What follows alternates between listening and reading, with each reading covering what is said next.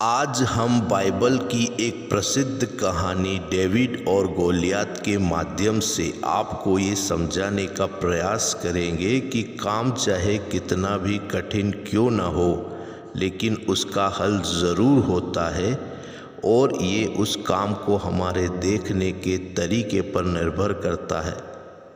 बहुत साल पहले इज़राइल में एक साउल नाम का राजा राज करता था। उसी समय उसका पड़ोसी राज्य फिलिस्तीन इज़राइल पर बार बार आक्रमण करता रहता था। फिलिस्तीनी की सेना में गोलियत नाम का एक सैनिक था जो किसी राक्षस से कम नहीं था। वो पूरे 9 फीट का विशालकाय कद का था। वो लड़ाई में सबसे आगे रहता और पूरी इज़राइल की सेना में हाहाकार मचा रखा था। उस समय दाऊद के 3 बड़े भाई साउल की सेना में भर्ती थे। इसलिए एक दिन दाऊद के पिता येसे ने उससे कहा, अपने भाइयों के पास थोड़ा अनाज और कुछ रोटियां लेकर जाओ और देखो कि वो कैसे हैं। जब दाऊद सेना की छावनी में पहुंचा तो वो अपने भाइयों को ढूंढता ढूंढता लड़ाई के मैदान में जा पहुंचा। वहां दाऊद ने देखा कि एक बहुत ही लंबा चौड़ा फिलिस्ती सैनिक इज़राइलियों का मजाक उड़ा रहा था और इज़राइली सैनिकों को युद्ध के लिए ललकार रहा था और उनको गाली भी दे रहा था। वो फिलिस्ती पिछले 40 दिनों से सुबह शाम यही काम कर रहा था।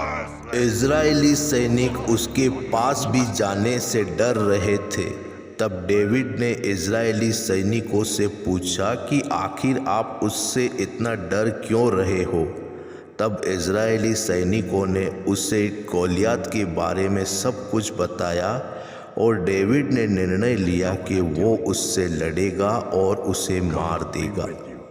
ये बात कुछ सैनिकों ने राजा साउल तक पहुंचा दी। साउल ने दाऊद से कहा, तुम उससे कैसे लड़ सकते हो, तुम तो बहुत छोटे हो, जबकि वो फिलिस्ती तो सालों से लड़ाई कर रहा है। दाऊद ने कहा, मैं एक शेर और भालू को मार चुका हूँ जो मेरे पिताजी की भेड़ उठा ले गए थे। इस फिलिस्ती का हाल भी वैसा ही होगा। इस काम में यहोवा मेरी मदद करेगा।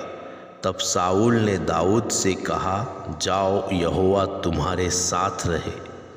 तब दाऊद नदी किनारे गया और वहाँ से उसने 5 चिकने पत्थर उठाकर अपनी थैली में रख लिए। फिर उसने अपना गोफन लिया और गोलियत से लड़ने के लिए चल पड़ा। डेविड गोलियत को युद्ध के लिए ललकारता है। तब गोलियत बहुत जोर से हंसता है और कहता है कि इज़राइल की सेना में सारे योद्धा ख़त्म हो गए हैं जो छोटे बच्चे को मेरे साथ लड़ने के लिए भेजा है। तब डेविड कहता है कि जंग में योद्धा की उम्र नहीं देखी जाती, जंग में जीत विश्वास से हासिल की जाती है और तूने हमारे बहुत सारे सैनिकों को मारा है और आज मैं तेरा किस्सा ख़त्म कर दूंगा। इतना सुनकर गोलियत गुस्से से भर जाता है और अपनी तलवार लेकर वो डेविड की तरफ दौड़ पड़ता है।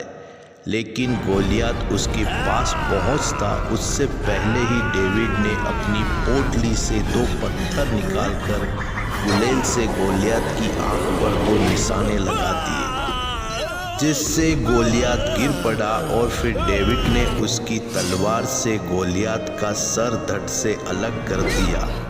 इज़राइली सैनिकों को तो यकीन नहीं हो रहा था कि गोलियत मर चुका है। बस फिर क्या था, इज़राइली सेना में खुशी की लहर दौड़ गई। उनका सबसे बड़ा डर दूर हो चुका था और उन्होंने फिलिस्तीन पर एक बड़ी जीत दर्ज की। दोस्तों, आपको ये जानकारी कैसी लगी हमें कमेंट करके ज़रूर बताइए और ऐसे ही इंफॉर्मेटिव वीडियोस देखने के लिए हमारे चैनल को सब्सक्राइब कीजिए। Thanks for watching.